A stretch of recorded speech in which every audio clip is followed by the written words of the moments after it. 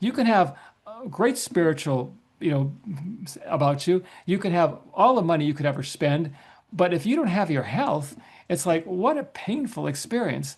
And so that's why I feel so strongly about the concept of a simple one-page compass. Not just I have one for my health, I have one for my spirit, I have one for my money. I don't promote those. I mean, the only thing I have publicly is the wealth one. But I just think it's smart for all of us to take a minute and make sure the key areas of our life are going in the right direction. Welcome to Give a Heck. I am your host, Dwight Heck, and for much of my life, lived my life in quiet desperation, wondering how I was going to pay the bills, take vacations, save for retirement, and one day wondering if I would get off the hamster wheel of life and have purpose. A life that most of society lives, which takes us to work, then home, then repeat, and pays us hopefully enough just to survive. The harsh truth that most live with more months than money and have no idea how to live life on purpose, not by accident. This ensures the mass majority are living not just financially broke, however emotionally and mentally as well due to financial pressures. In each episode, I will introduce you to thoughts, ideas, and guests that can help you to learn how you too can live life on purpose, not by accident. Welcome back to the Give a Heck podcast. I'm your host, Dwight Heck, here to help you live life on purpose and not by accident. Each week, we dive into real stories, raw truths, and powerful conversations that challenge us to think differently about who we are becoming, not just what we are doing. My guest today is someone whose story will resonate deeply with anyone who has quietly wondered if time is slipping away or if they're doing just enough to secure their future. At 63 years old, David Nassief Yeah. was fired after 18 years with one company. With a 40-year career behind him and only 2 years of financial runway left, the math was brutal. Even with his savings and retirement, he was on track to be broke by 65. Over the next 6 years, David stripped away financial noise, rejected complexity, and focused on clarity and discipline.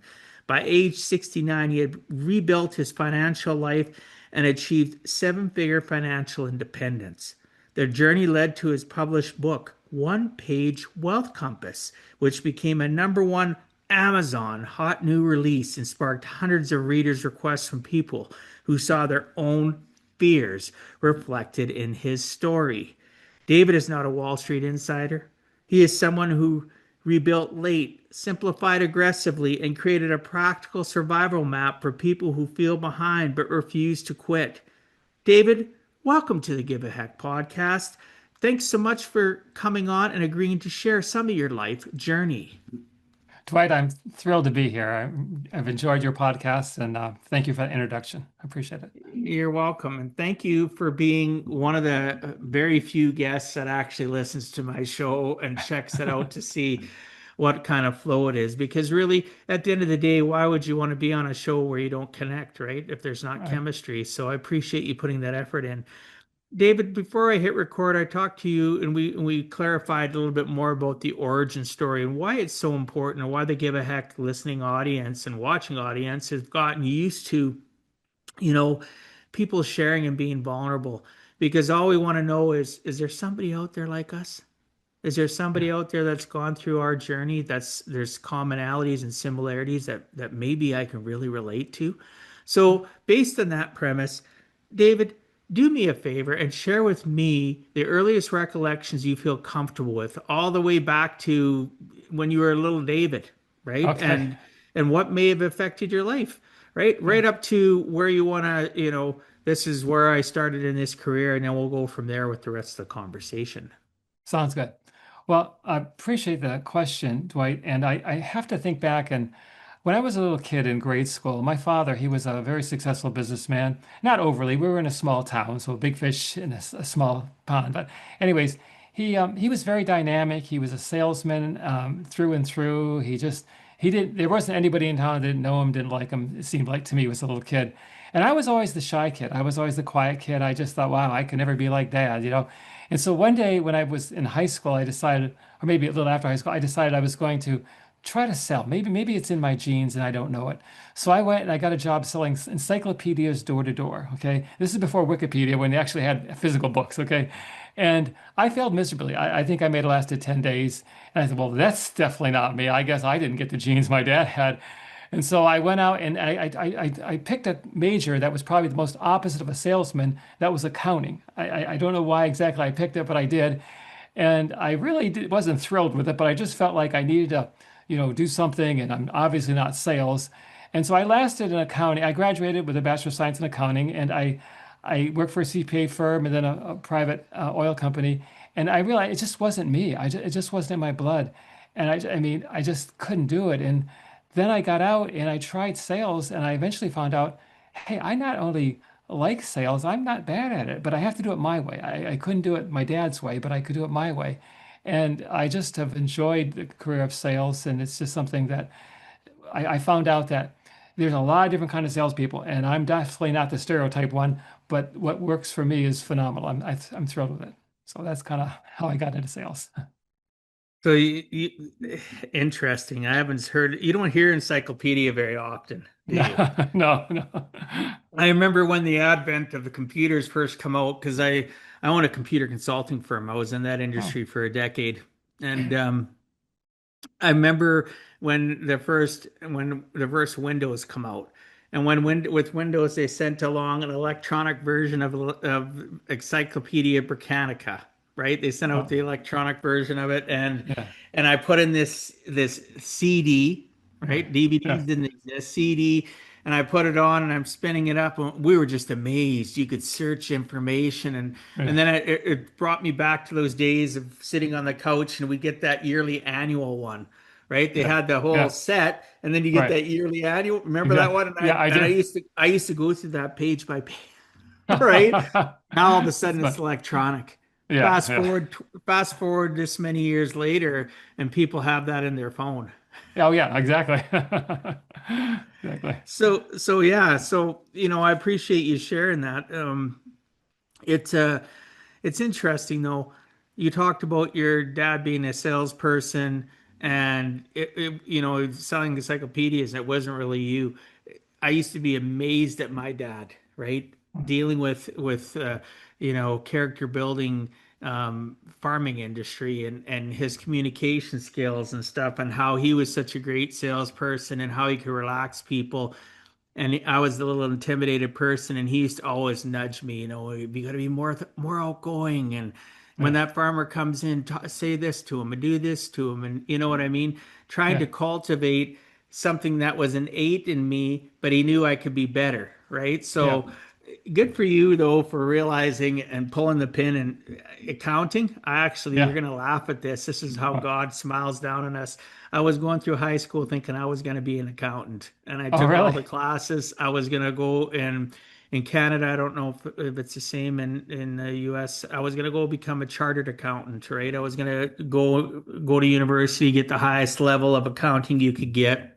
Yeah, And I decided at the last moment, no, I didn't want to do that. I went into the computer industry. And yeah. my dad, who originally they didn't have those programs, when he started out right out of high school, he went to a business college and Oh, got a diploma in accounting. Right. wow. And for his whole business existence, he's still alive. He just turned 85. He did his Oh, own books. And he did oh, books for wow. other people too. Yeah, because of that background, he started his Yeah, own business in the farm equipment dealership. So, the reason I bring this stuff up is for the listeners, for you, and for me to realize this is really a small world. We yeah, have more commonalities with one another than we realize. Age yeah, is nothing to, age is only a barrier if we allow it to be. We can still have yeah, conversation and commonality and relatability. So I appreciate you sharing that yeah, about the accounting aspect. yeah. So we're going to get into where this all started. So you went from getting fired, right? Yeah. Tell the listening audience. So for that 40 years leading up to that, you were doing go from there. Okay. Like what were you doing, and then what did you find out at that point in time when you found out? Like share some of your feelings and how that impacted you, and was it all right away? or did it slowly creep up over days and weeks that changed and you had to pivot your life? Well, before, when I was in the corporate world, I was there for 18 years. I was the first decade of the corporate world was really good. I mean, it was really good. I liked it, and I felt like I was creative and I was able to really express myself. But I stayed in it too long. And I'll be honest with you, Dwight, getting fired, although at the time it was the worst day of my career, it seemed like, it eventually evolved to be the best day. I mean, it just, I did not have the courage. I mean, this is embarrassing to say. I'm going to be transparent. I did not have the courage to quit. I just didn't do it. I had a wife, I had a son, I had responsibilities. And for 40 years, I was going in circles financially. I really hadn't built any kind of serious portfolio. And that was a blessing to me. I think the Lord must have known, I need to nudge you out of there because you're not going to do it on your own. And I know there's better things for you. And that day, like I say, it was the worst day of my life until it became the best. And it's just surprising how it all works out. So God flicked a switch, gave you courage, and you No, still walked forward. no, he didn't give me courage. When he flicked that switch and I got fired, I was terrified. I was absolutely, I remember, okay, when I got fired, as soon as I got fired, I'm thinking, I'm doing the math in my head, and I go, if we drained all of our savings and all of our retirement, we're going to be broke by the time I'm 65, because I was 63 at the time. I says, who's going to hire me at my age? But the hardest thing, Dwight, was that drive home. I'm thinking, how am I going to tell Mary? We'd been married for 30 years. And she did not deserve the mess I just threw her life into it. It's just I felt like an absolute loser, and I felt I don't know. It just drained everything. Any ounce of confidence I might have had, it was just gone. And then after 2 months of dead end job searching, which I admit my heart wasn't into the job searching because I could not picture me going back into the corporate world, but I knew I had to. I didn't have a choice. I had to put food on the table. So what I ended up doing is I took a huge risk, and I decided to go to work as an independent sales agent, straight commission, no salary, and no safety net. And those first months were absolutely brutal as cold calls, constant rejection, rookie mistakes. I remember going to a prospect's place. We had a good meeting. He was interested and he asked me if I could leave him with some sales materials to review. And I realized I forgot to bring the sales materials. What salesman does that? I felt like if I actually had a job, I would fire me. It was just like, oh, what a.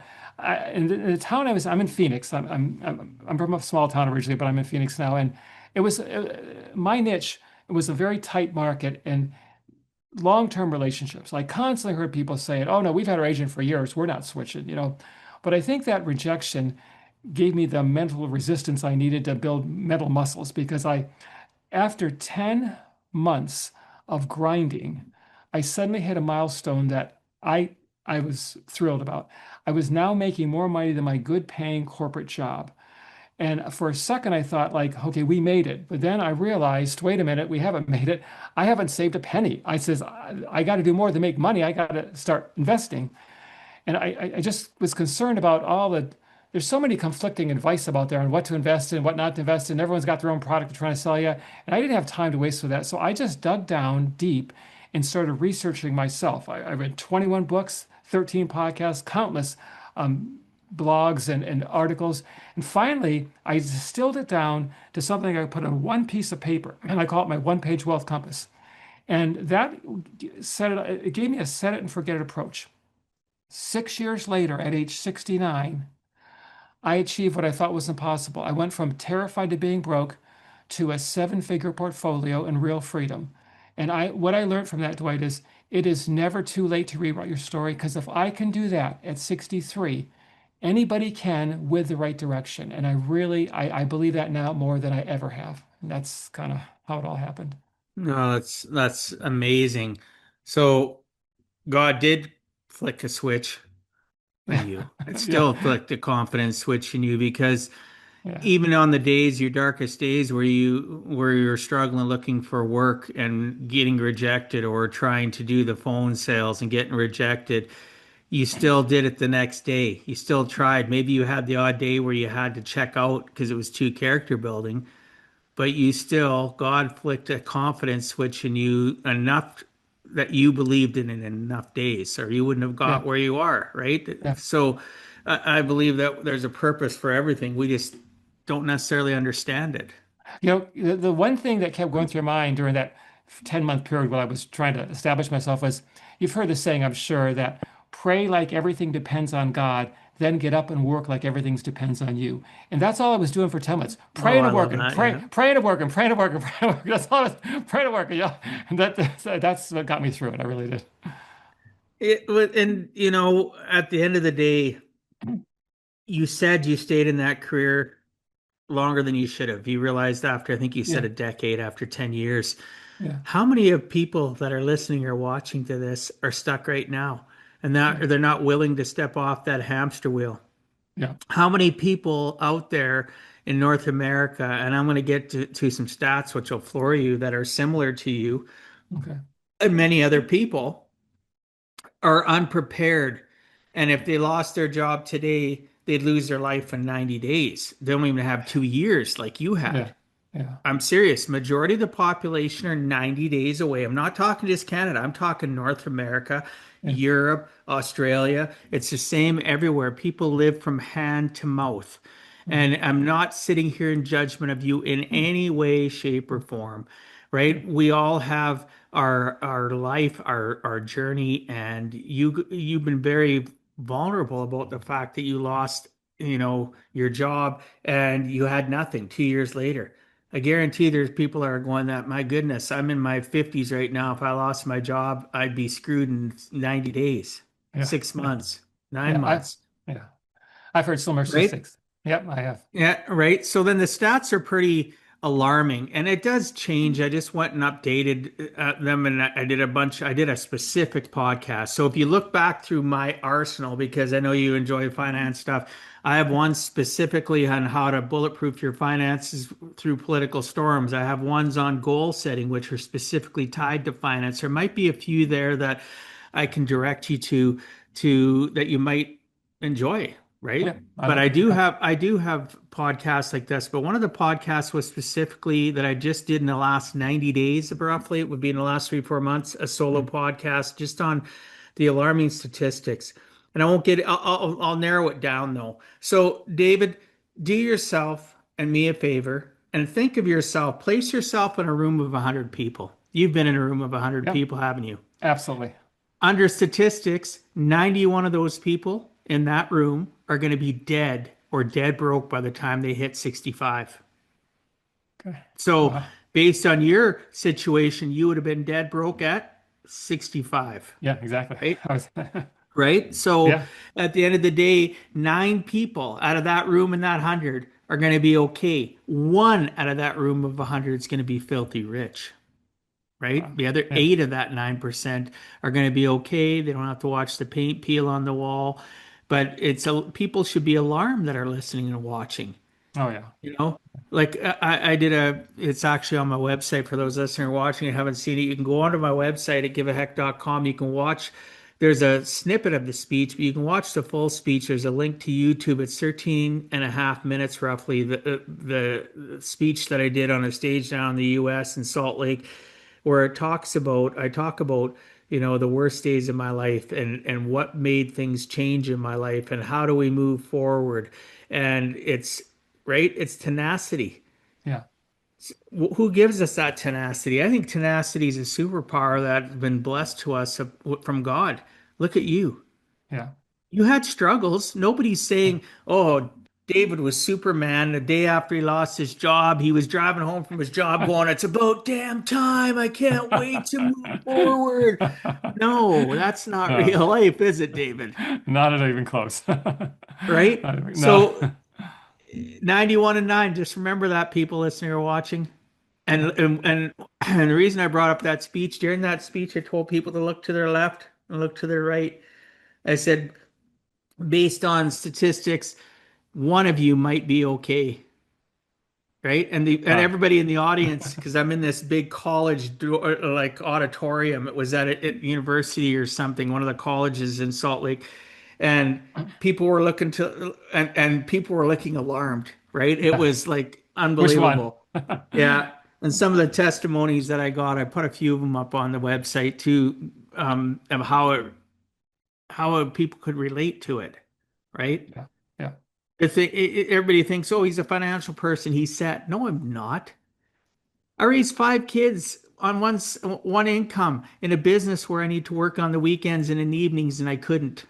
Right? Yeah. Once in a while, I could because I was raising kids, taking them to extracurricular activities. And the reason I mention this, we can't define somebody by what they do that their life is all perfect. It just isn't. Yeah. That's why I had to design my book, right? How to Live Life on Purpose, Not by Accident. And why you designed your book was because you had that epiphany. You found, hey man, I got all this information. I want to share it with somebody. Yeah. So congratulations and thank you for doing that for the world, right? You never Appreciate it. know where your book's going to touch people. You're welcome. Yeah. So, at the end of the day, was there anybody, so you took this, you're 63 years of age, you felt extreme stress and guilt putting your wife, your family in this circumstance. So you jumped into books, 21 books, 13 podcasts. Was there anybody that mentored you, like actual conversation mentored you, or somebody that you really found was impactful on your journey? And the reason I ask, because maybe that person can help, right? Somebody else. Yeah. I'll be honest with you, that period of time, especially that first year when I was developing my quote compass, I I I was just like I said, working and praying, working and praying. But one thing I was doing when I was working out physically, because I wanted to stay healthy, I was listening to the podcast, and I really felt a connection with a lot of the podcast guests and hosts, and they really guided me. And it was more of a virtual thing. I never met anybody in person. You know, Warren Buffett is a big influence on me. Um, the founder of Vanguard. Okay, the Boglehead Group is a big part of it. But I don't know many people in that world. I really don't. I have a personal friend who happens to be an advisor, but that's about the only connection I have to the financial world. And I just felt like, I need to figure this out. And I heard a story that kind of made the whole compass idea come about for me. I'll just share it with you if it's okay, real Sure. briefly. Oh, go Sure. ahead. Okay. You don't have to be brief. Share the whole Okay. story. Go ahead. Okay. Well, years ago, scientists at the Max Planck Institute did an experiment. And what they did is they took people and they put them in the center of a dense German forest. And they instructed them to walk in a straight line to the edge. Now, these were confident and capable people. But when the clouds covered the sun, the GPS tracking was showing they started to gradually walk in circles, some of them ending up right back where they began. Yet every one of them was absolutely convinced, if you asked them, they were walking in a perfectly straight line. That is exactly how I was handling money for 40 years. Working hard, feeling like I was making really good decisions, but ultimately just walking in circles. And when I heard that story, I said, I need a compass for my life in terms of finances because they're such shambles right now. And that's when my studying happened. And if I could, I'd like to just share what happened right at the beginning Sure. Oh, go ahead. before I was even finished with the compass. What happened was I started to develop it, and I was 64 now at the time, and a fiduciary advisor who I was referred to recommended something to me she said was amazing, a LIRP, a life insurance retirement plan. Okay. Tax-free income, long-term care, life insurance, the whole package. Now, when told me that some members of Congress invested in it, I was thinking, wow, this is really smart. I'm going to get into this if Congress is doing it, I thought, that must be good. But then she said something that if I were to invest with her, she would waive her quarterly fees. Now, at this point, my compass wasn't even close to being finished, but I did have one tool in there that said it was called Follow the Money. And it tells me to understand how people are getting paid that are giving me advice and recommendations, especially if they deal with finances. And I thought to myself, wait a minute, if she's willing to waive her fees if I invest in this product, how much money is she making off this thing? So I went home, I did some research, and I found out these LIRPs, they pay salespeople and advisors very generous commissions. They have sky-high fees and poor returns. This is the exact opposite of what I told her I needed. I was now 64, desperately behind. I needed stable, steady growth, not this other stuff. So, anyways, I was just amazed how that one tool exposed that she was about to make a fortune. Well, I'd be back to walking in financial circles. So what I did is I just said, enough of this. I started from scratch. I says, no more advisors. I'm not against advisors. I'm really not. It's just for me, I just had to do it my own way. And that's just kind of some people are that way. And so I started searching. Or what I did is I was able to get in the right investments. I was able to avoid getting ripped off. Okay. And it also gave me the keys to accelerate my path to financial freedom. And I said, if I can't keep it simple on one piece of paper, I don't want it. I need to and once a week, Dwight, I would look at that paper for like a minute or two. I just do a quick review of it and just keep refining it, stay on track. And that's really how it all came about. And to this day, I still use it. I mean, to this day, I still use that one page compass, even though I'm fine now financially. Well, and you got to do what works for you, right? Yeah. At the end Yeah. of the day, you're right, though. You need to understand how people get paid. I go through that. Compliance in Canada is really strict.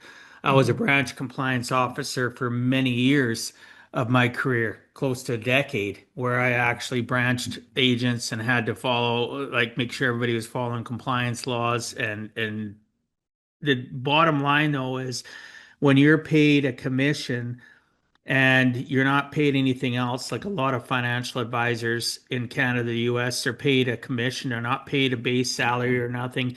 So if you're desperate, they manipulate in their own mind, they convince themselves that that product or service that that lady offered you is good for you, but they don't think about, they're thinking about their needs, not necessarily how does this affect you. Yep.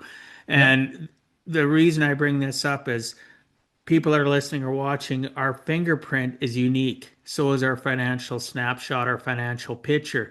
That product or service, I'm not familiar with it. We don't have that in Canada, but I will say that there's products or services that will work for people at a specific age, and they shouldn't be peddled to everybody, Yeah. right? Yeah. I'm not Not saying that's everybody. No, I'm just yeah. saying, right? Yeah. So Yeah. I agree. she potentially didn't really look at the fact of what is this going to do? And here's why I bring that up.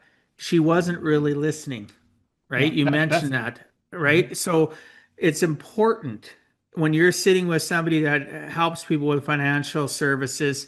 Before we talk about products, I've already gone broken down how I get paid. I already broke down on privacy. I've already gone through specific documents, got signatures.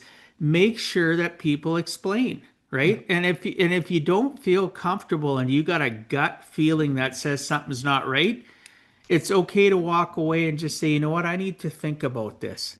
I Yeah. need to shop this idea in my Yeah. with my family. I need to do, and people are going, well, if you don't have enough confidence to do that, that's what salespeople are looking for. They're looking for the people that are willing to just press hard three copies, Can I right? tell you can I tell you the funniest thing that you're Sure, go saying? ahead. Talk about your gut feeling. We're in the office with her for the very first visit. I brought my wife. Now, my wife is not, she's a wonderful wife. I love her to death. She's the best wife I could ever ask for, but she's not in the money. That's not her thing. That's fine. That's my thing. But I insisted she come with us, and the advisor wanted her to come too, just for the first thing. We left that office, and I'm thinking, maybe this is right. And my wife's saying, nope, I don't trust her. There's something about her I don't trust. And come to find out after my research, my wife was right, just with her gut. I had But to do a it's little true more. though, Yeah, David, it's true, I know. right? I have people that have said to me, we've got done the meeting.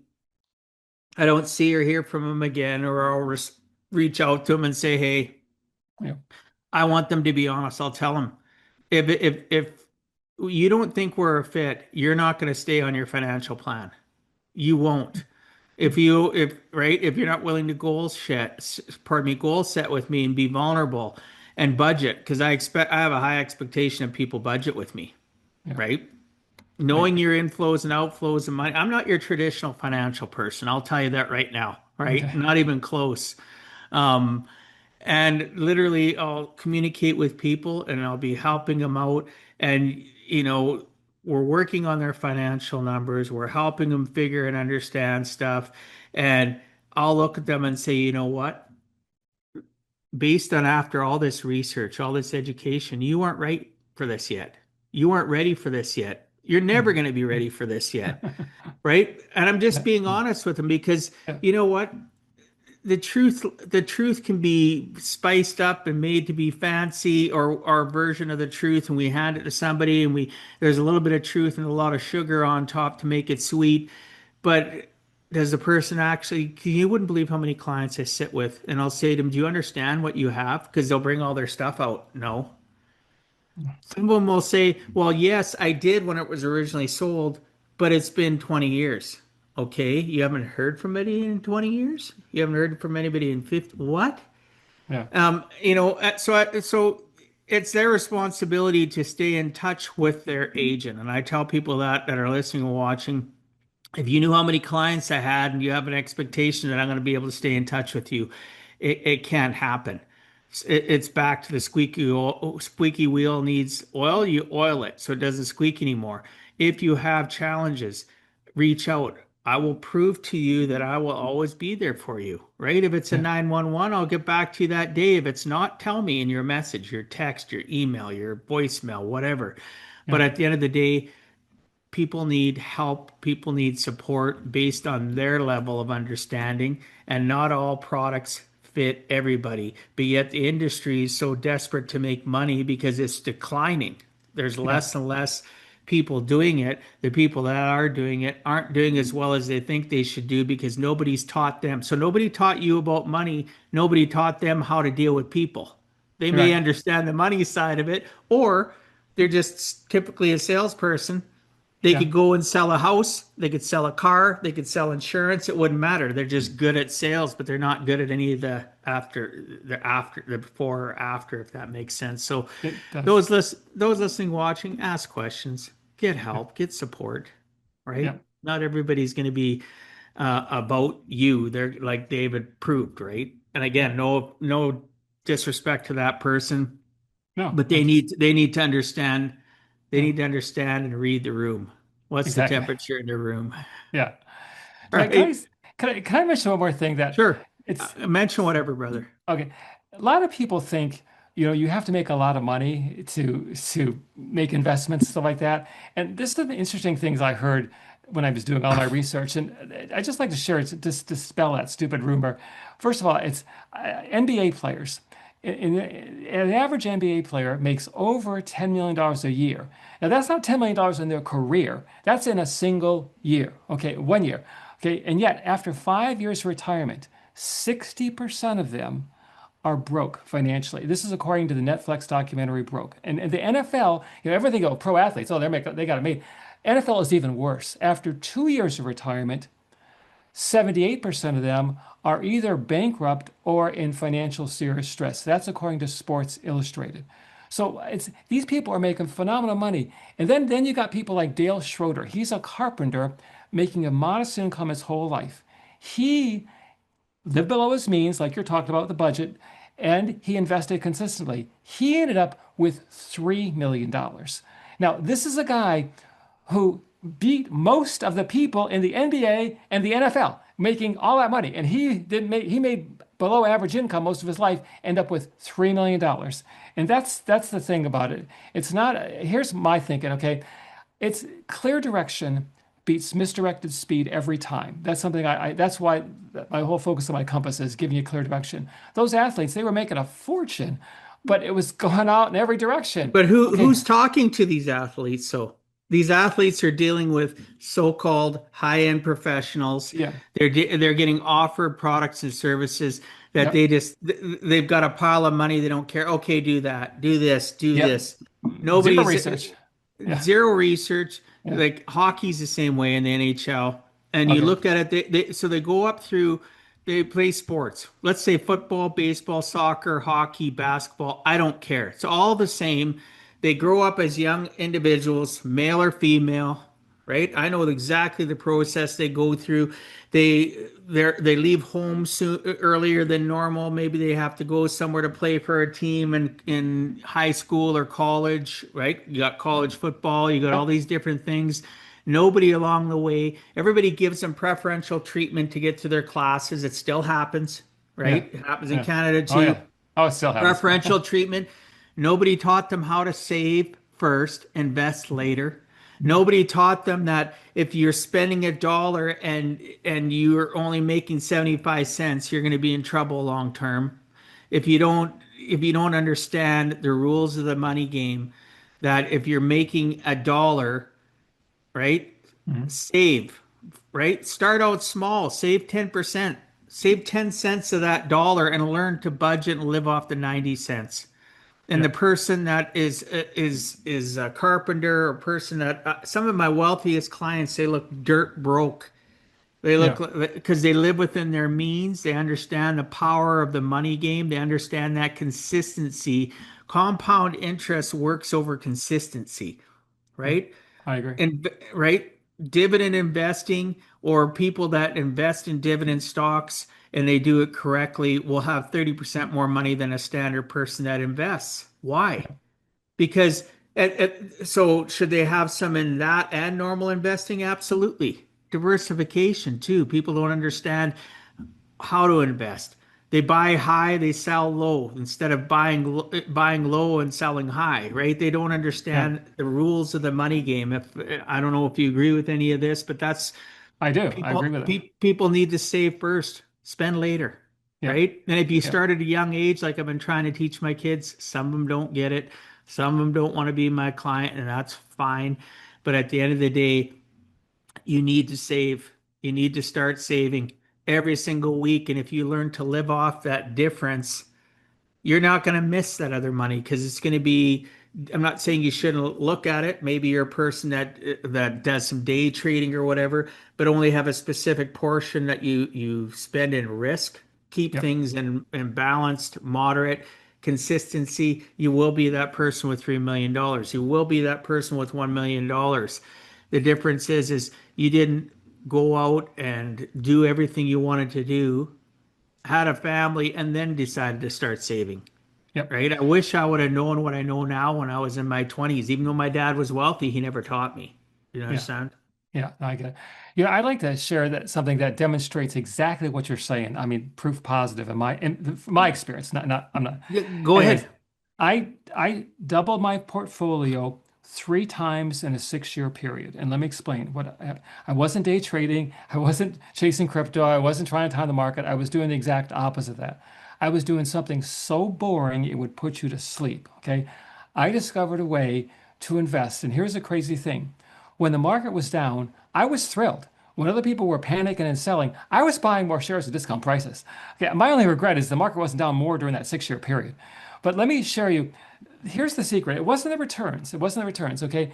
It was something that a lot of people. Well, first of all, let me give you the math, and I know you know this, Sure. but the rule of 72. Some people have heard of it, some of them haven't. It tells us how quickly our money will double at a certain rate. So let's say you're getting 10% on your money.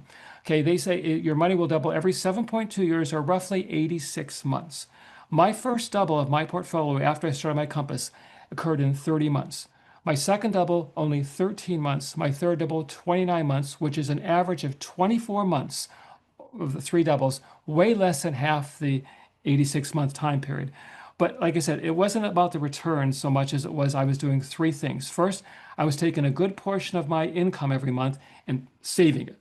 Secondly, I was taking that money and put it in the right kind of investments. And for me, it was low cost index funds. Okay, I'm not saying it's the only way to do it, but that's how I did. Okay. And the third thing, I was using market volatility to work for me instead of against me. So many people, like you said, are buying high and selling low. I got out of that mess by following this principle. And I just ended that cycle for me. So many people do it the opposite. When they're like me and they're behind, they either start taking big risks and it ends tragically, or they're so conservative that they can't even keep up with inflation. They're actually getting behind. Okay. I took a different path. Okay. I found a way for me. I'm not saying this is everyone's, that it built my portfolio twice as fast with half the risk compared to how so many people are doing it in this world, which is like you were saying, buying high and selling low. And every time the market changes, they just throw out their system and panic. So I don't know. Well, That's no, it's great that you shared that. Of course, I know about the rule of 72. It's part of one of my yeah. workshops that I do. I Yeah. talk about it quite Well, I knew you would know it, extensively. but But at the end of the day, oh no, I'm glad you brought it up. Guess what, people listening or watching? The rule of 72 works the opposite way too. Take your credit debt, take look and see what you're paying on credit. If you're making the minimum payment on your credit card, it's designed to service, not to pay down debt. That's why in Canada, I don't know if they finally do it in the US. In Canada, it's been federally regulated for 20 some years. It's right in your statement. Based on minimum payments, it's going to take 63 years for you to pay off your credit card. I've seen that on people's statements, right? Oh, yeah, 63 years and they're in their 40s.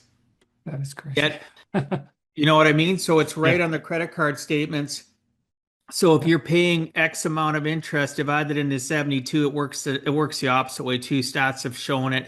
Yes, you can be somebody that can beat stats just like you have yeah, done. And it's fantastic, but you need to understand the rule of 72. You need to understand the fact that money over a period of time, in order for it to work for you, you need to have good vehicles. Like you were saying, you use low cost index funds. There's people that use ETFs, right? yeah, There's so many different variants. I'm not a crypto person. It's yeah, very volatile. yeah, I'm not saying that there's not a place for it. We've got to embrace it or get left behind eventually. That's why there's credit cards now that are tied to crypto. It's unbelievable, right? What yeah, how it's and really people say, oh, you know, this has happened overnight. No, it didn't. Bitcoin's over 20 years old. Like yeah, at the end of the day, crypto isn't something that just started overnight. It's just taking its momentum. But you don't need to take on a crap ton of risk. If you want to be that person that plays a little bit, have a defined number, yeah, right? Don't take more than 5-10% of your complete liquid net worth yeah, and do anything risky. But have that set aside so that you can do like David, the markets are low, go in and buy. Look, yeah, with all the adversity that's going on right now politically in North America and the world, every time a certain political person opens up his mouth, the markets dive. Guess what the wealthy are doing? The yeah, wealthy are buying more, yeah, right? If they understand the stock market, guess what they're doing? Right? They're buying calls, they're buying puts, they're doing yeah, different things depending on how the variety is. And they're yeah, always going to win the money game. I'm going to be harsh to people. yeah, They're always going to win the money game because there's people that manipulate the markets so that they can make more money. yeah, They know that their words or somebody slipped in information and all of a sudden somebody wrote an article about this company. They did it intentionally, right? yeah, Sometimes it happens intentionally. They want to take the stock so that they can go and buy more, right? yeah, Or yeah, whatever they proved that here in the last few years. I'm trying to think of that person that did that and made a crap ton of money. yeah, Fake news about a corporation. I believe it was in the electronics world and right. yeah, But at the end of the day, manipulation happens like that all the time. So you got to sometimes avoid the noise, just learn, save regularly, yeah, understand the market conditions or the indices that, oh my goodness, it's down. Hey, I have some cash savings. And here's why I want to also bring this up because this is my industry. mm, There is portfolio managers that deal with all that stuff, yeah, right? For a person, good portfolio managers, yeah, right? That yeah, actually absolutely understand that they buy more, sell high. Pardon me, they sell high, they buy low. They understand that this sector isn't doing well, so they disengage and put more money in this sector. So for those out there, not everybody can do what David's doing. Can everybody learn it? Absolutely, but not everybody's going to have inside of their heart, between their 6 inches between the ears, to be that person that can take that. So that's when you go to somebody financial to help you. But if you talk about your Compass program being relatable and something that people can follow, what do you got to lose to try it out? yeah. Right? If you've been That's stuck and you aren't doing anything right now, you got to check out stuff like David's offering, like yeah, especially somebody that's been vulnerable that can tell you that they've struggled. They were on the struggle bus. They were 2 years away from having nothing and still went out and figured it out. You yeah, can too. And he's yeah, just giving you a guide. He's talking yeah, about his success, right? Success leaves clues. And then one of those clues is his book, right? yeah. You remind me, when you're explaining that, I I found a very simple, non-Wall Street, simple man's way to do it, and it's a kind of a set it forget approach. So let me share. I believe there's only three times people should be investing, and just those three times, no other time. And I believe that for me, I had to keep it simple. First time, you should always be investing when the market is down because things are on sale. What it's like going to a store and say 50% off sale. Oh, can you tell me when it goes back to retail? I don't want 50% off. That's how people are with the stock market. They don't want it on sale. They want to pay full retail. And it's like, you're crazy. So when the market is down, that is the number one best time to invest, I believe. The second best time to invest, it's one of the three, is when the market's stagnant because it's like no inflation. It's like, look how inflation has changed things for us in the last 5 years, okay? Wouldn't it be nice to go back 5 years? We don't like inflation, okay? When it comes to the stock market, we want inflation. We don't want it. It's crazy. When the prices are stagnant, buy because you're getting them at pre-inflation prices. And there's a third time to buy, and only this time is when the market is going up. Why? Because every time you invest, you're making money. It's like, why wouldn't you want to invest them? So the point of me saying that is there's never a bad time not to invest. You should always be investing, whether the market's down, stagnant, or going up. That's what did it for me. When I figured that out and I stopped listening to people on the cable news stations about the market. Now, I still enjoy listening to the people, but it's just for entertainment purposes. I would never take advice from them. I have my system. It works for me. It's worked phenomenally for me. I don't need that advice, but everybody should always be investing. And that's the point I found, but good or bad or neutral time. I don't know if you agree with Yeah. that, but Oh, 100%. It's called okay. dollar cost averaging, Yeah, exactly. I right? agree. Yep. So for those new to the Give a Heck podcast, again, I interview everybody and anybody, right? So I do have finance people on. I have had solo podcasts over the last 5 years, probably a dozen. And dollar cost averaging is really simple. This month I invest $100. The stock I'm buying in to see whatever is $10. I get 10 units. Next month, it's $20. How many units am I getting? Right? Yeah. It's just a simple, or it goes down to $6. I'm still investing the same 100, Yep. right? Or $5. Now I get 20 units out of 100, right? So dollar cost averaging, people listening, what David's talking about is every month that you invest, you are gonna, if you do dollar cost averaging, by nature, you're gonna catch all three of those. Yep. You're going to Exactly. catch the market down, the market up, stagnant. It does not mean though that you shouldn't have a lump sum of money and you go, oh my gosh, look how much that crash is down 15%.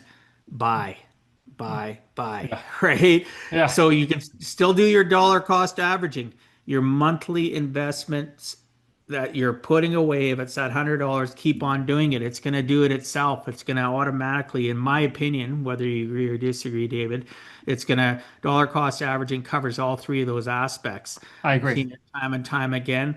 It is something that is so underutilized. And I try to convince people you need to do monthly packs, right? Mhm. Or pads, pre-authorized debit, pre-authorized checking, whatever you want to call it, because and my clients that listen, their portfolios are always higher, always, Yeah. Yeah. I agree. right? Can That's we how I grew time them? mine. You and I can't time the markets. We can look at the markets, understand that there's a down cycle. We're still taking some risk, but it's defined, calculated risk to go and buy more if we have a lump sum.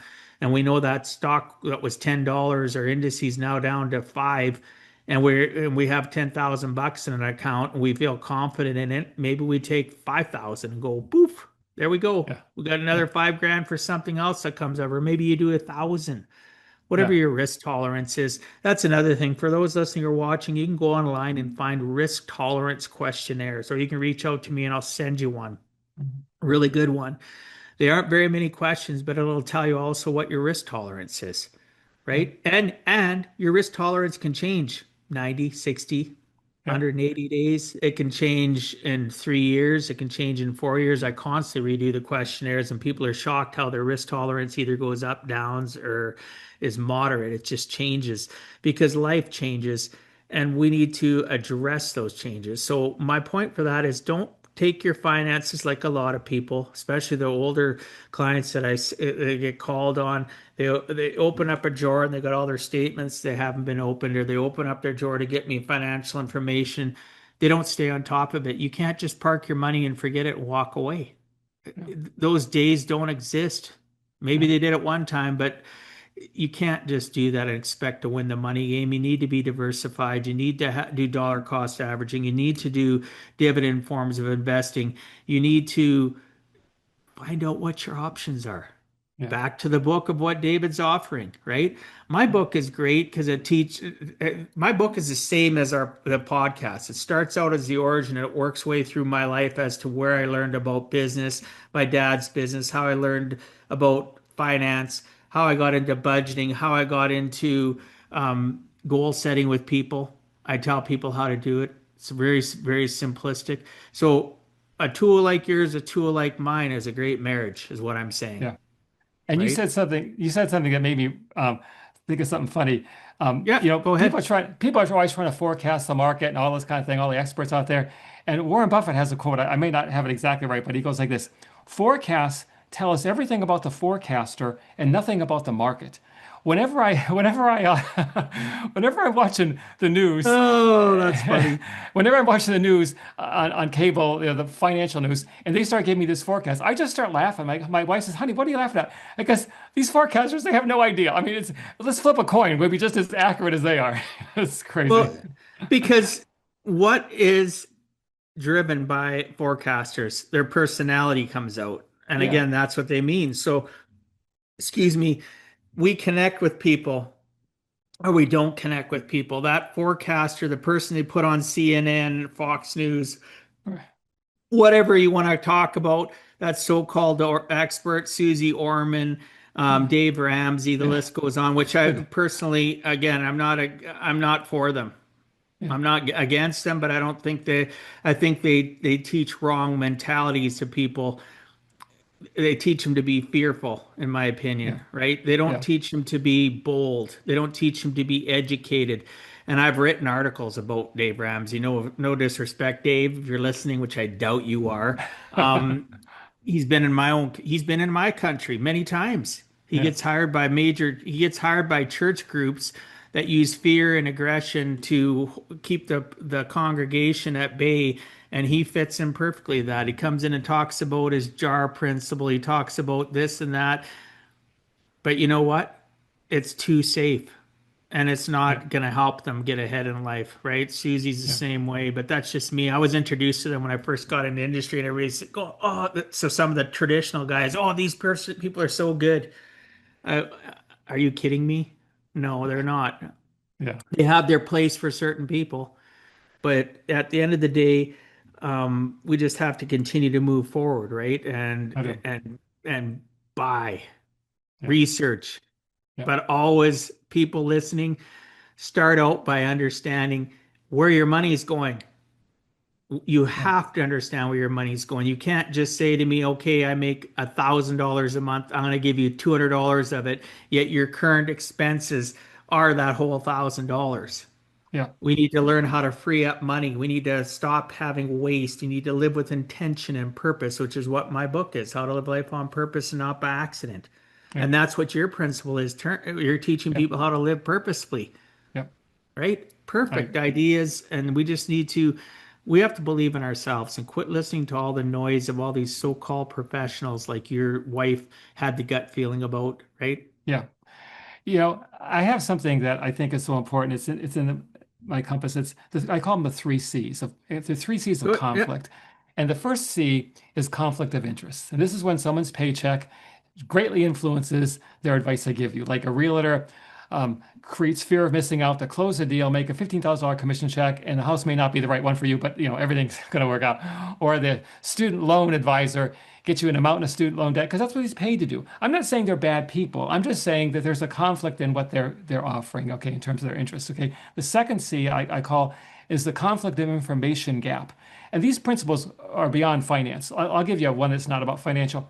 When I was 55 or so, I went to the doctor for my annual checkup, and he says, David, your cholesterol is 320, no, 335. He said, this is serious for a 55-year-old. We need to get you on statins really fast.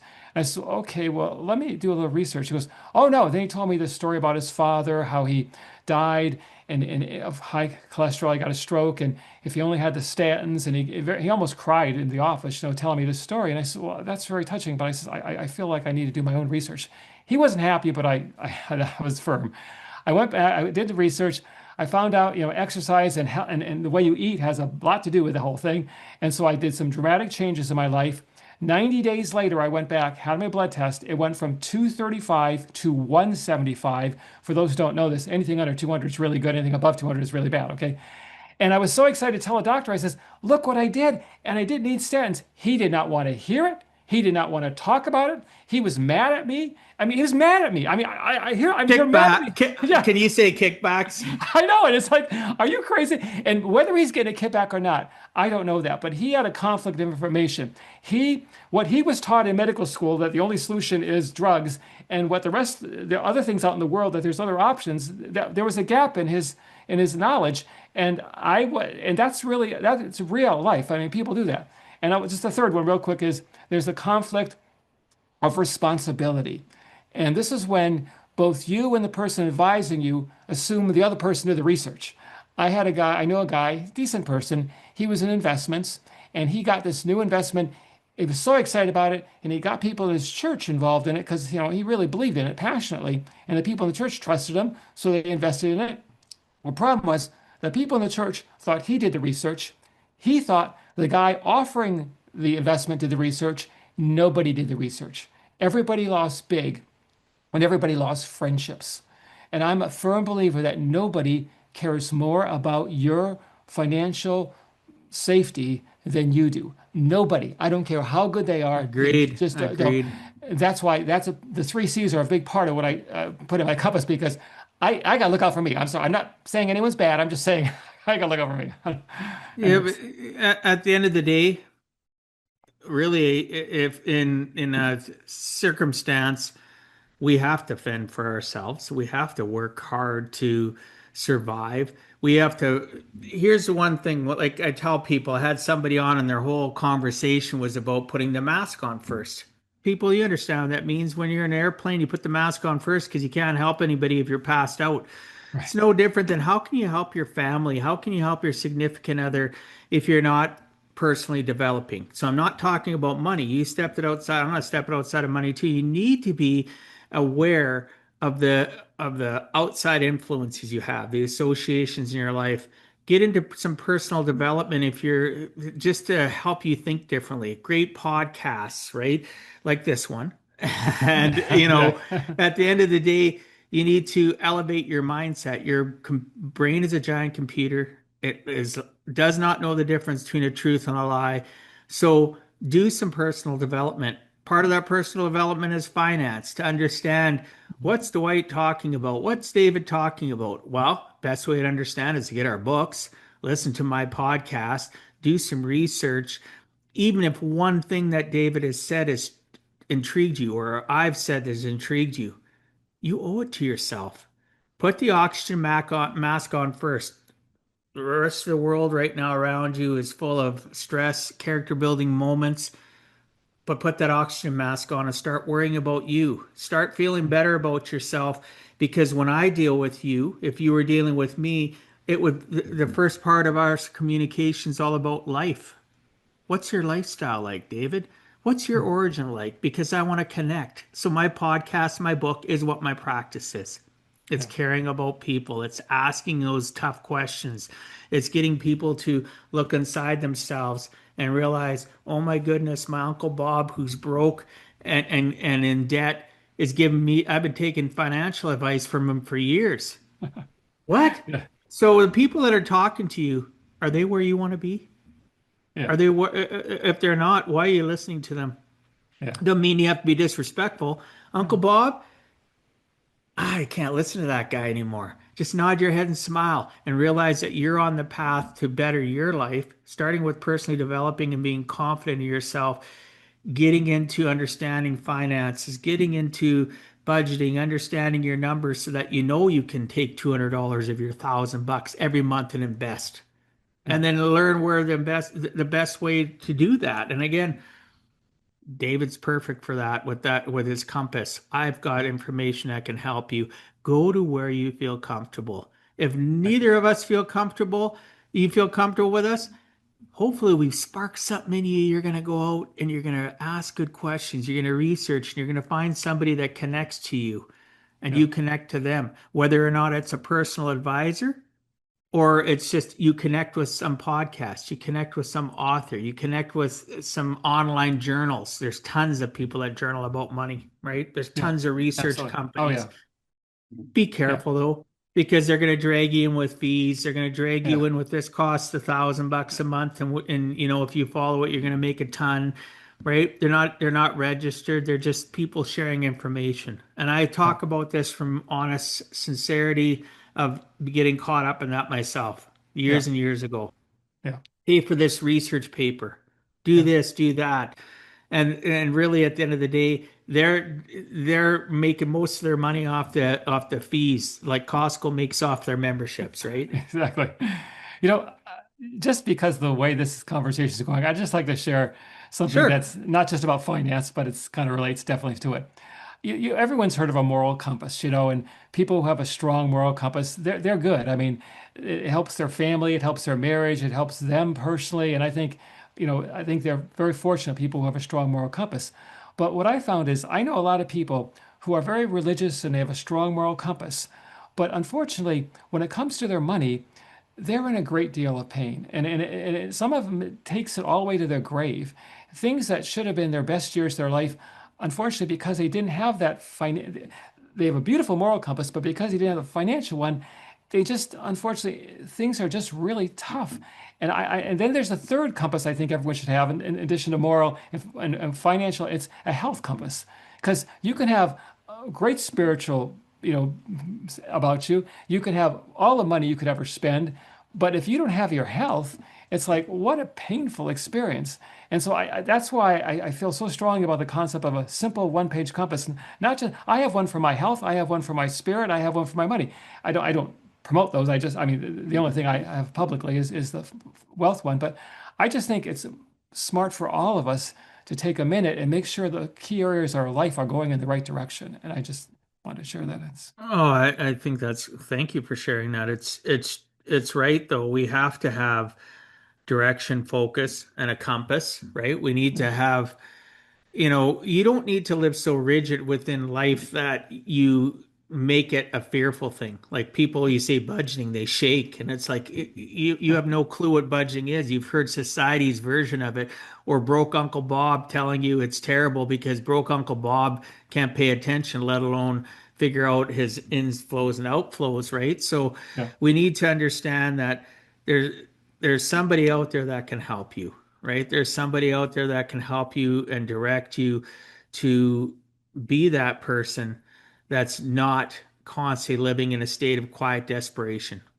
yeah. right? I talk about that lots with coaching and in my book. Quiet desperation, you go to bed at night, get up in the morning, put a mask on, live in a facade. Can you relate to any of that, David? For Right? 40 years. Yeah, Right? Again, no disrespect. I've yeah, been there. I yeah, still deal with people in my clientele and stuff.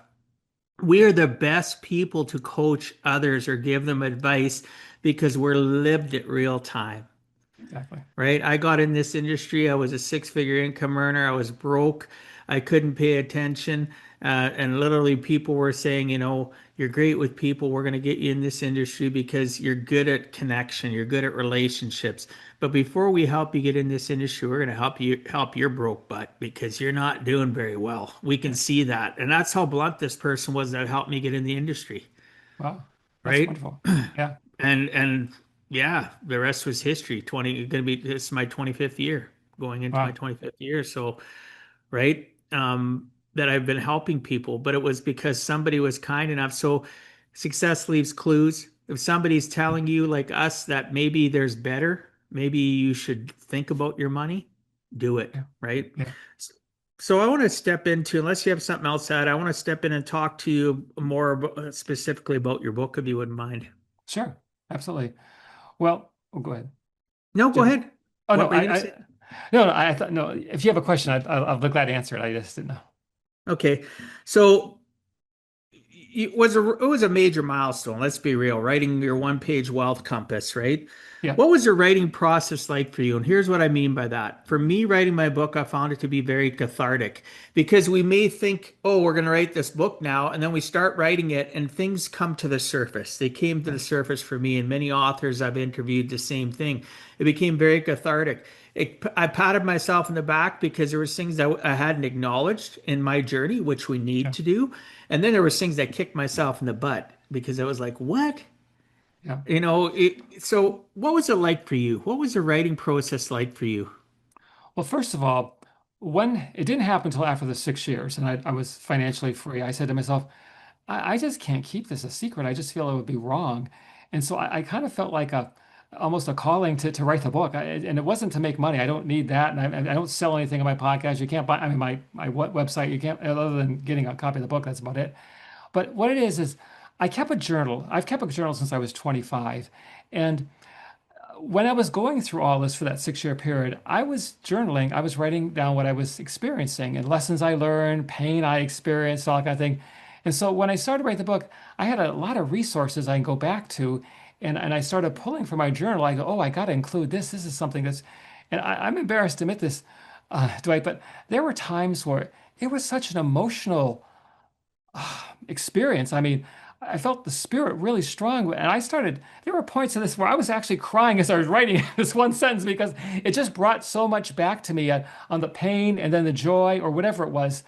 And it was a journey that I'm grateful I took. I really am, even if no one ever bought the book, but fortunately it's doing very well on Amazon. But even though it was good for me to do it, and it just helped clarify so many things in my mind I wanted to share with people. And so I don't know if that answered your question, but Oh, that's, it did answer my yeah, question. yeah, Absolutely. It's those of you out there that think about writing a book, start with journaling. yeah. And here's something that's really made me, it makes me smile. My episode uh, last week was all about journaling. If you look at the title, right? Yeah. I interviewed a lady and we talked about journaling, and everybody can journal differently. Yeah. Those listening and watching, I don't like writing. I don't like doing this. Do bullet points. I journaled for years. I still, if all of a sudden I hear something, I have a OneNote file. I also have another file. I'll actually, or if I have to just handwrite it down, I write down because that moment of thought can be fleeting. Yeah. So I'll write down that little bullet point because that bullet point for me is an index to my thought process of what I was thinking at that time. Yeah. So, journaling is so powerful. And then Yeah. you get to the point where you're writing your book, it's going to be easier and hard in the same breath. Right? Like Yeah. you said, you got very emotional. I did too. I had Yeah. moments where the editor would send stuff back to me and I'm reading the book and I'm just getting so super emotional and it would take me forever to go through that chapter because they had suggestions or I didn't like their suggestions, so I was rewriting a part of that chapter, whatever the case may be. But oh my gosh, 5.5 months of emotional roller coaster because I wanted to get it done, right? Yeah. Yeah. It was Can intense. I want to tell you a secret about journaling that I Sure. discovered too. I use Google Docs. I had all my life when I was 25, there was such a thing as Google Docs, but for the last couple, maybe decade or so, I've used Google Docs. And what I like about the Google Docs is two things. One, if I have a long experience that was really a big thing and a lot of details in it, I'm not a very good typer, I'll be honest with you. So I'll just put on the button, the microphone, and I'll just speak it, into my Google Doc, and then I might have to edit it a little bit, but I'll just speak it. And here's another benefit of the Google Docs is when I'm writing a book, I go, yeah, that happened to me and I remember the story, but I don't exactly know where it is in my journal. I'll just search on the Google Docs. Okay, find this, and use a keyword that was about the story, and it pulls up the story for me. And so I can have my whole life is just I can pull it up wherever I want to go. So for me, everyone's different. Some people like Great paper. tool. Yeah, Yeah, but I like that. you're just giving people a tool. I Yeah, use OneNote, which is from yeah, Microsoft. It goes from my phone. It's on yeah. everything. You don't have to go buy Google No, Docs, no, right? it's free. No, OneNote, yeah. OneNote is part of my. I use the corporate version of 365 of Office 365, so Okay. I get that access to OneNote, and I've been using OneNote for must be at least 15 years. So Yeah. whatever works for you people, but Yeah. Google Docs, no cost. Yeah. You get 5 gig of storage, right? You're Yeah. more than good enough for what you're going to do. The written word, you could Yeah. probably record your whole life in journaling and not use 5 gig up. Yeah. But so great advice. No, thank you for bringing that up, right? It is so important. Because literally I've been driving or I've been at home and I think of something and I'm not grabbing if I had paper in front of me, David, I'm just grabbing it. I thought of something, write it down, put it back, Yeah. right? Yeah. If I'm out and about, I'll grab my phone, click, tap, tap, tap, put in a bullet, and then I can always extrapolate. I can add more information Yeah. of that later, right? I So do something like that too. Yeah. yeah, so thank you for bringing it up. Journaling is very important, and that's why I smile because I just had somebody on that changed their whole life, right? And Yeah. I hope those that are listening or watching, if you haven't listened to Michelle's interview and us discussing journaling and the power of it, please do. Success leaves clues, and one of those clues could be the fact of the Give a Heck podcast. Just look at the titles. You can Yeah. go into the show note. You can go into my website, into the podcast tab, and look at the titles. You can read the show notes, abbreviated show notes, and you can see if it's something that's going to fit. The power of Google. You talked about Google and Google Docs. The power of Google itself. You can go in and type my name or Yeah. Give a Heck podcast and type in a title. Type in empath. You're going to find podcasts that I interview people that are empaths. Type in AI. Type in journaling. You know what I mean? So Yeah. success leaves clues, but the clues aren't going to come find you. You have to find them. I agree. Right? Exactly. So awesome. So I appreciate you sharing that about the cathartic nature of you writing your book. So there's so many financial books out there. I understand why, because one of the questions, what motivated you to write this? Well, I know what motivated you just from our conversation. You got to the point after that 6 years, you like, why I need to share this with people. Yeah. Did you want to share it with people because of a legacy so that the thoughts and feelings aren't I left want, behind? no, I'm not, no legacy whatsoever. My only thing is I just knew personally so many people that are suffering unnecessarily financially. And these are sharp people. These aren't like the dummies in the room. These are like some of the sharp people in the room. And I said to myself, my gosh, if they just knew how simple this is, it's not complicated. It really isn't, you know. And if you have a plan and a simple plan, keep it simple, it works. And I says, I don't care if I get no credit. I have no plans on making any money off this thing. I just want people to stop suffering. If I can relieve 100 people suffering, 1,000 people suffering, that's a victory for me. And if they forget my name, that's totally fine with me. I don't care. As long as you're doing something that's working for you and I was able to help a little bit, then I'm thrilled with that. That's my goal. But that's still amazing legacy. Well, What most people don't realize, legacy doesn't mean you're dead. Are you yeah, working on your legacy as you're alive? So yeah, your legacy is the fact that you put that in paper after 6 years. You want to help one, 5, 10, 100, yeah, 500 people, whatever the case may be, but you put yourself out there. yeah, So maybe it's one generation, 10 generations, and you may never ever be remembered. I may never ever be remembered, but our legacy is still there yeah, because that one person you helped, it's a right domino effect. yeah, yeah, It helps out their family, it helps out their friends, it communication. So it doesn't have to be a vocal yell out legacy, but you create a legacy, in my yeah. opinion. And you know what makes me feel really good? And please don't take this wrong. I'm not bragging. I'm not doing anything like that. I'm just being honest with you. The book came out just a few weeks ago, and it was an Amazon #1 pick on whatever. But the thing is, I already have like 22 reviews from people, and these reviews are like so touching. I mean, they aren't like a one word or one sentence. These are paragraphs people are writing, and I could tell it's really touching them in the way I'd hoped it would touch them, and to give them the direction I'd hoped it would give them direction in. And that's what's really satisfying. I can see people are connecting with it, and that's so fulfilling. I can't money beyond anything money would give you. Yeah, because your book come out on the 16th of January or something like So that. it's at 13, so I guess it's been 13th, maybe, yeah, sorry.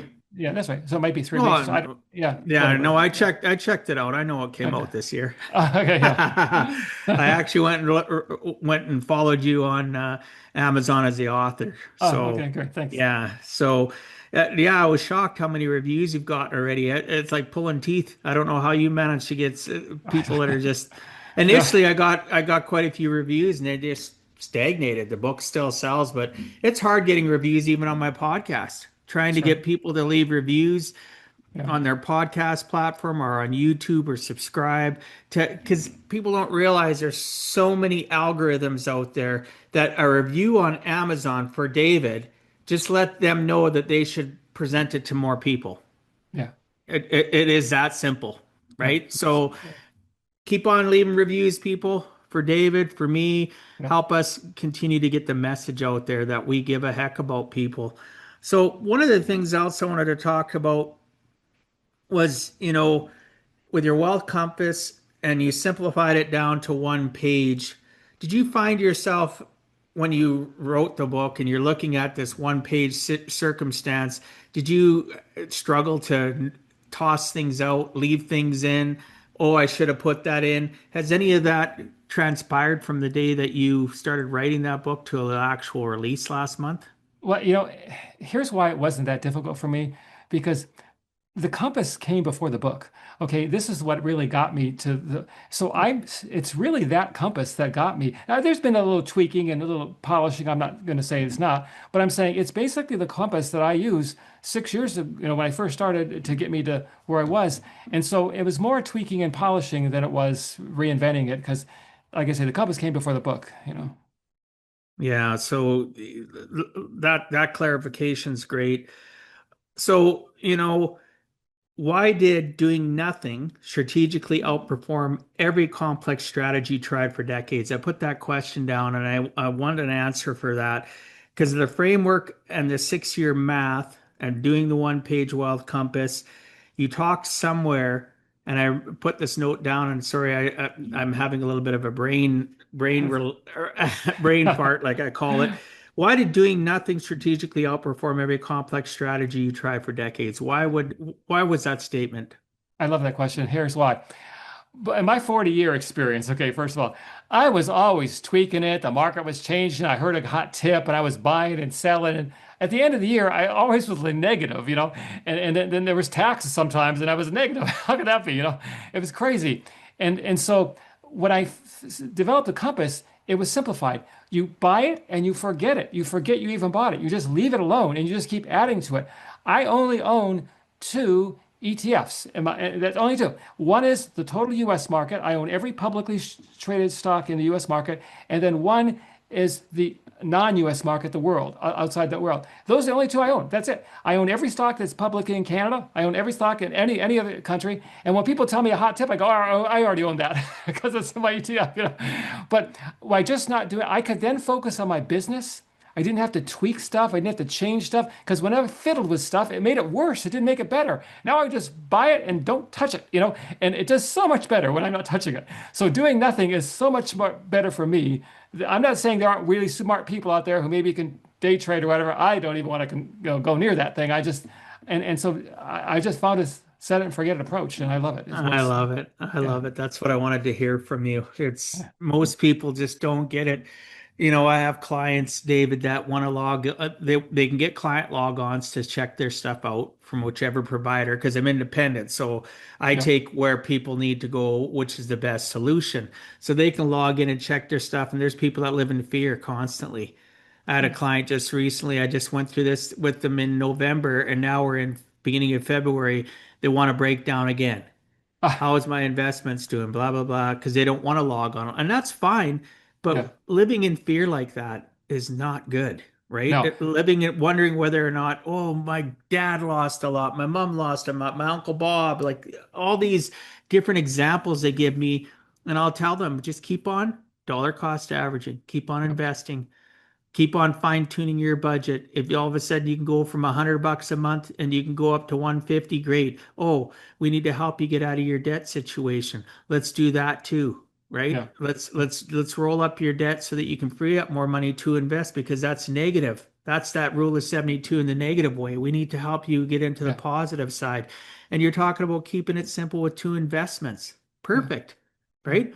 That's what a good fund does. A good fund Yeah. manager or portfolio manager does. They make Mhm. sure people will say to me, "Oh, I'm going to go buy this energy stock." Well, oh, I got it. What do you mean you got it? Well, one of the portfolios I have, they buy energy stocks with Imperial Oil. They'll buy Chevron. They buy whatever, right? Yeah. So I Yeah. have a taste. I have a taste, Yeah. right?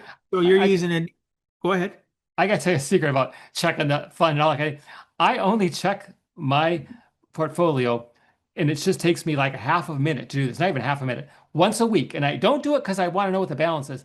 I do it for security reasons. I just want to make sure everything's fine. So I peek at it once a week to make sure it didn't go down like $1 million one day because someone scammed me or whatever. No, no one's gonna scam me, but I'm just saying I don't like looking at it. But I just do it for security reasons, and that's the only time I look at it. And if I probably should only do it once a month, but I don't care. And it doesn't bother me if it's up or down. I don't even care. I just know it's working. I got a system and it's working. I'm not gonna worry about it. So once a week. Well, and you even shared with people the two funds you're buying, Yeah, right?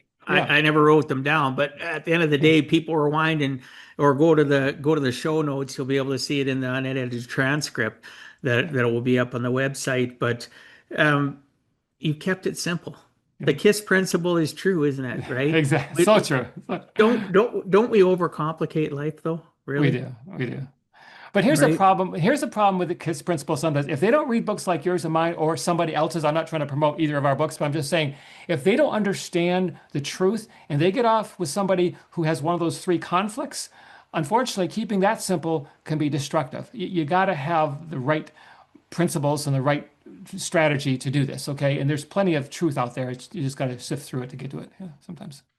Well, exactly. I want to talk about Finn, right? For me, it's financial independence number. You talk about financial freedom number, and so many people don't have a clue what that number is.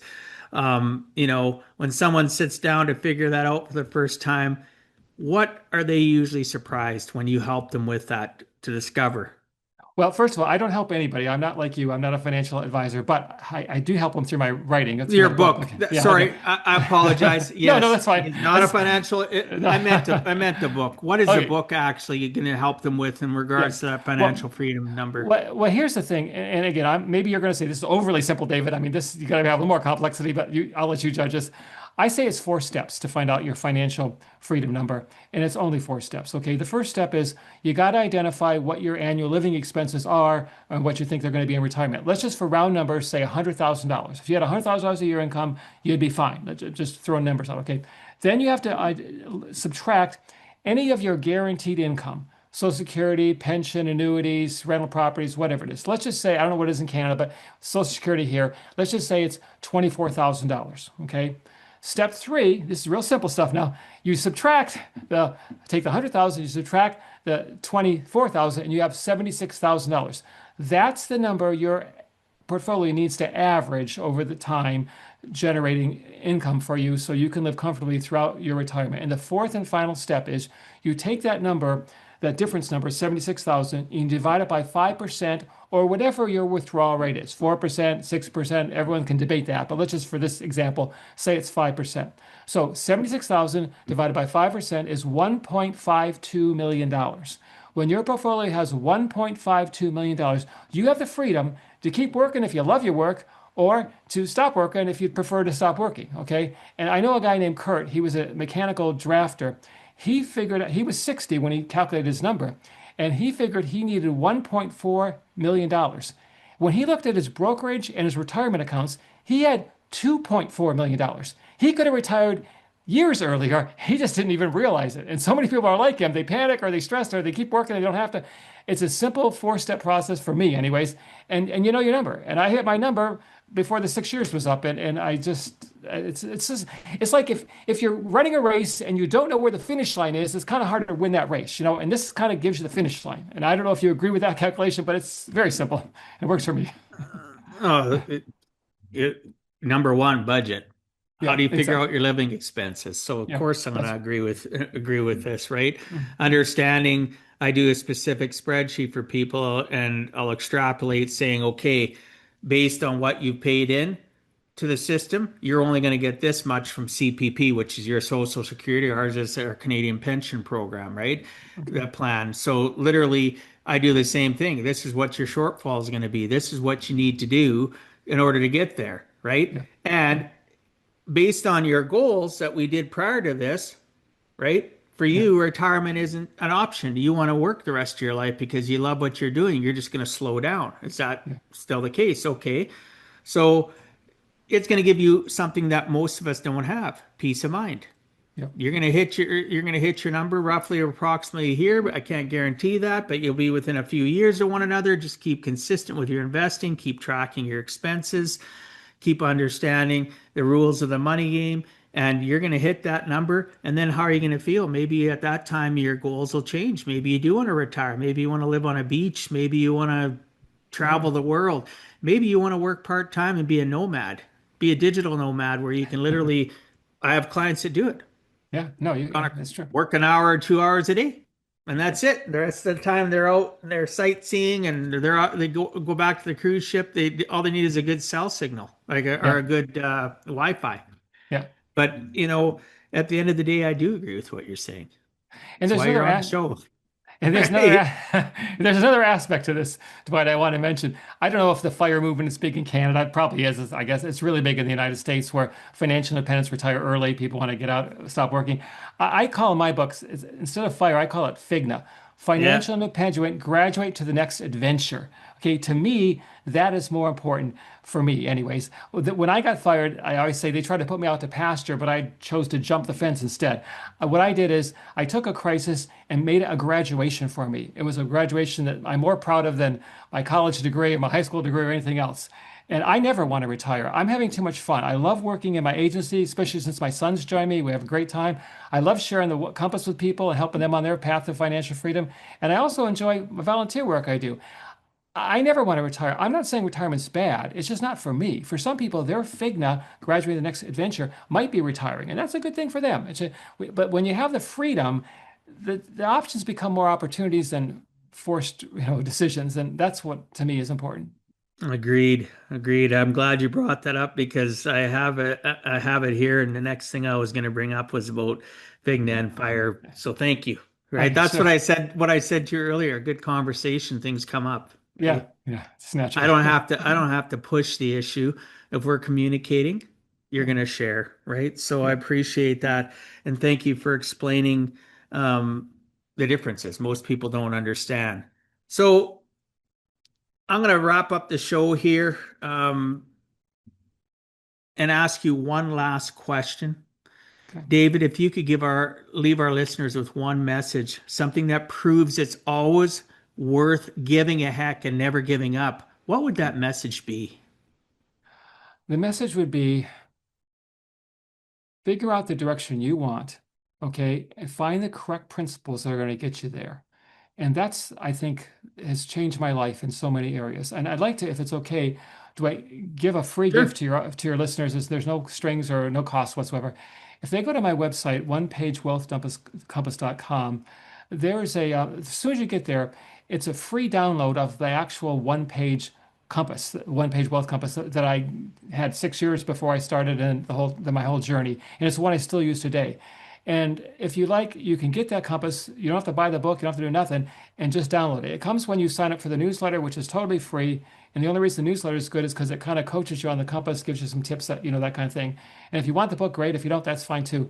But it's just, there's no cost. But I just want to get it into people's hands so they can say, hey, this isn't scary. This is actually kind of easy and it's pretty simple to do. And so I just like to give you that gift to help people get through they don't have to take this journey alone, I guess is what I'm saying.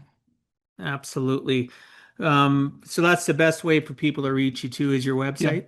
Yeah. They have a Okay, contact. sounds great. So those new to the Give a Heck podcast, watching or listening, go to giveaheck.com, go to the top, hit podcast. You'll see a picture of David. You'll see a summary of the show. You'll see chapter summaries. You'll see all the link to his website, and I'll make sure I put in there about the free download.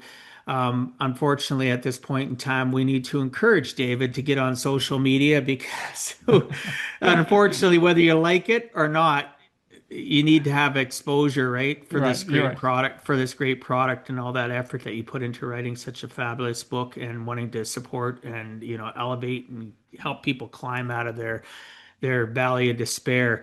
So, again, giveaheck.com, you'll be able to find the link for the website. You'll be able to see the unedited transcript. You can go through, you can read up on the different things that David and I discussed today.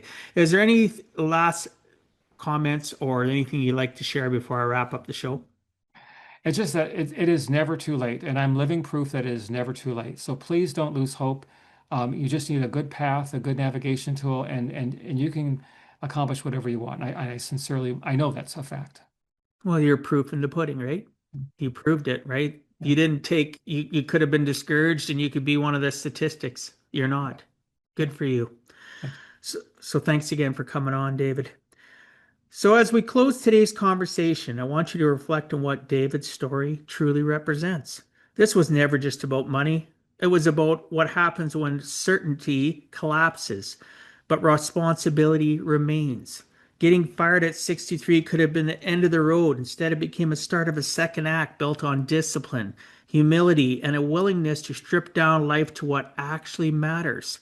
For young listeners, this is a reminder that complexity is not sophistication. For those who feel behind, this conversation proves the clock does not get the final say. Until next time, remember, it is never too late to live a life on purpose and not by accident. And it's never too late to give a heck. Thank you for taking time out of your day and listening to Give a Heck. If you find value, I'd appreciate you sharing with your friends and family so they too can learn how to live life on purpose, not by accident. So you do not miss the next episode, please subscribe on your favorite podcast platform and please also post a review. I look forward to reading your comments. This has been Dwight Heck. If you want to check out other podcast episodes or today's show notes, please check out my website, giveaheck.com. And until next time, together let us all strive to give a heck.